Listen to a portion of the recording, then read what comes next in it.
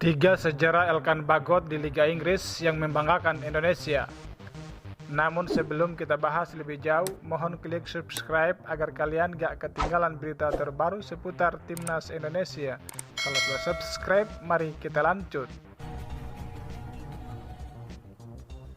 Tiga sejarah Elkan Bagot di Liga Inggris yang membanggakan Indonesia akan dibahas di artikel ini. Elkan Bagot, pemain keturunan Indonesia yang saat ini bermain untuk Gillingham FC, mencatat prestasi membanggakan di Liga Inggris. 1. Pemain Indonesia pertama yang bermain di Liga Inggris.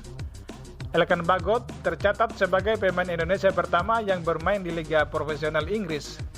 Kendati cuma tampil di Liga 2, Elkan Bagot tetap dianggap hebat oleh fans Indonesia karena abroad bermain di Liga Profesional Inggris. 2. Pemain pertama Indonesia yang mencetak gol di Liga Inggris. Elkan Bagot mencatat sejarah sebagai pemain Indonesia yang pertama yang mencetak gol di Liga Profesional Inggris. Sejarah itu tercipta setelah Bagot mencetak gol penyelamat Gillingham FC saat mengimbangi tim pemuncak klasemen Liga 2, Stevenage pada hari Sabtu, 15 Oktober 2022. Gol tersebut sekaligus jadi torehan pertama bagi Elkan Bagot pada musim ini.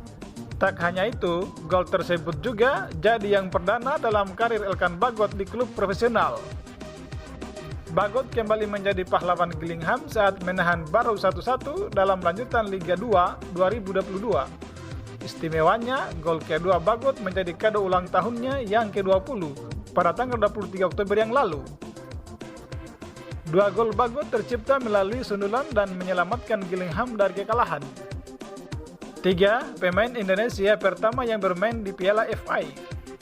Elkan Bagot, pemain Indonesia pertama yang tampil di Piala FA saat Gillingham FC bertandang ke markas Fielde untuk menjalani laga babak pertama Piala FA West Ham pada hari Sabtu 5 November 2022. Pada pertandingan ini, pemain timnas Indonesia itu bermain penuh.